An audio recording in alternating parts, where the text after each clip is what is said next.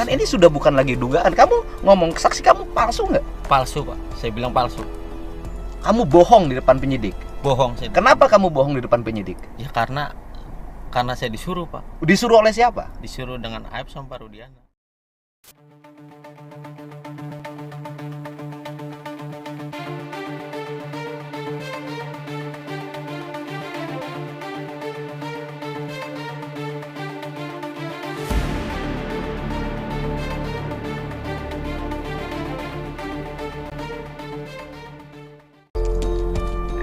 Oke. Kamu pernah dengar nggak cerita dari Aib, Pina dan Eki itu meninggal karena? Nggak pernah, Pak. Nggak pernah. Soalnya dari setelah kejadian kesaksian itu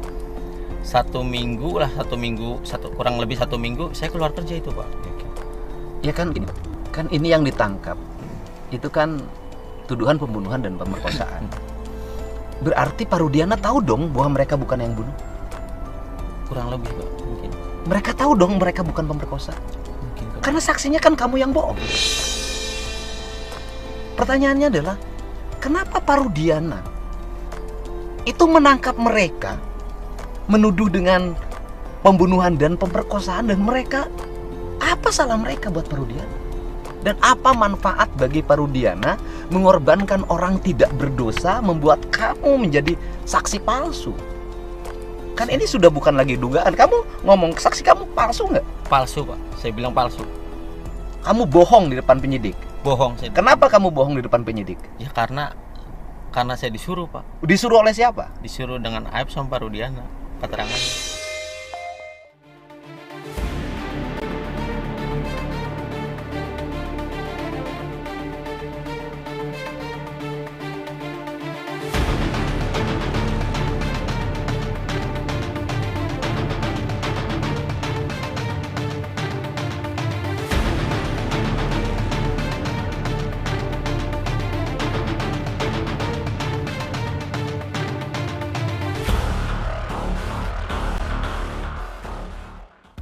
Nah, terkait dengan tudingan saudara Dede ya, yang menyatakan bahwasanya ya Ibtu Rudiana ini menyuruh dia untuk merekayasa keterangan agar seolah-olah tahu, agar seolah-olah keterangannya seperti ini sesuai dengan permintaan Ibtu Rudiana, itu adalah fitnah dan pencemaran nama baik bagi Ibtu Rudiana. Karena memang ini sudah viral dan sudah membuat fitnah di tengah-tengah masyarakat, maka per hari ini resmi kami somasi terbuka saudara Dede. Oke. Yang kedua, kami juga melakukan somasi terhadap Dedi Mulyadi karena telah membuat video dan menyebarkan berita bohong ataupun fitnah dan mendistribusikan terkait dengan muatan yang mencemarkan nama baik. Ini. Oke. Terus yang ketiga, somasi terbuka kami ya kepada saudara Liga Akbar Cahaya. Oke. Per hari ini kami melayangkan dan menyatakan, mengumumkan somasi terbuka kepada 3 nama tersebut untuk meminta maaf 1 kali 24 jam kepada Bapak Ibtu Rudiana. Mohon maaf, saya koreksi, kepada 3 orang ini agar meminta maaf kepada Bapak Ibtu Rudiana 3 kali 24 jam sejak somasi terbuka ini disampaikan dan diumumkan. Apabila dalam 3 kali 24 jam yang bersangkutan yang telah kita lakukan somasi terbuka tidak meminta maaf kepada Ibtu Rudiana beserta dengan keluarganya dan kepada masyarakat melalui media pers yang ia beritakan, maka dengan tegas kami akan melakukan tindakan hukum dengan membuat laporan polisi terhadap mereka bertiga.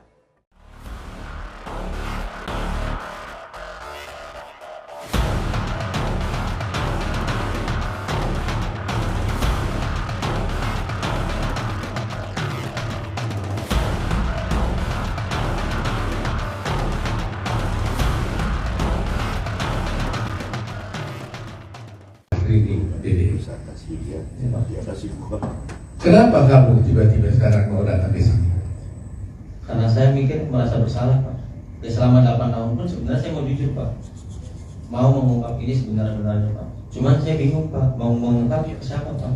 Pendamping pun saya nggak punya. Sebenarnya selama 8 tahun saya merasa bersalah Pak.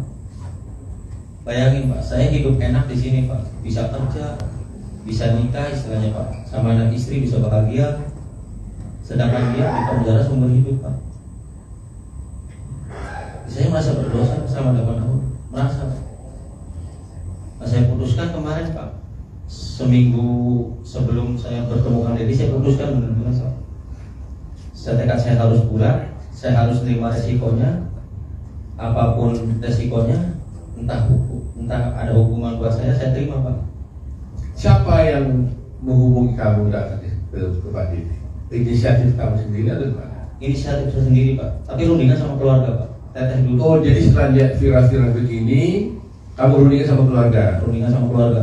Apa? Gimana rundingan? Ya, teteh Pak, sebelum 11,5 viral itu Pak, teteh pernah bilang Pak, Dek, apa datang aja ke Pak Deddy? Karena saya bilang nanti aja lah, karena saya belum siap Pak, masih takut dan bingung kehilangan pekerjaan Pak. Nah terus setelah dorong keluarga dorong terus, nah seminggu sebelum Pak Deddy, nah, tekad saya bulatin, fisik saya kuatin, saya bilang malam itu juga jam 11, saya bilang udah kontak Pak Deddy ke Instagram, cuman tidak direspon Pak. Baru saya ke TikTok Ferry, terus ke TikTok Ferry, teteh tuh suruh ke TikTok Ferry, terus direspon alhamdulillah Pak. Jadi teman-teman wartawan sudah lihat di sini, yang menghubungi Kang Deddy ini adalah dia. Kita tidak mencari-cari, tidak bertemu menemukan Deddy. Deddy sendiri yang berunding dengan keluarganya merasa bersalah dan akhirnya datang menemui Kang Deddy dan Kang Deddy membawa ke sini. Pokoknya saya tegaskan, intinya saya keluar itu bukan dicari dengan Pak Deddy, bukan ada yang dari luar menyuruh saya, karena ini inisiatif saya sendiri merasa bersalah dan keluarga, ada dorongan dari keluarga, udah selebihnya nggak ada lagi. Dede, Ya, kamu kan tadi mengaku sudah bersalah melakukan memberikan keterangan palsu dulu atas arahan daripada AF dan juga Rudiana. Ya, kita juga pernah melaporkan kamu juga, ya, iya kan? Tapi sekarang kamu datang mengaku bersalah. Kamu tahu risikonya ini buat kamu. tahu Pak, sangat tahu resikonya. Kamu tahu bahwa kamu bisa dipenjara gara-gara pengakuanmu sekarang ini. Tahu Pak, saya siap resikonya Pak.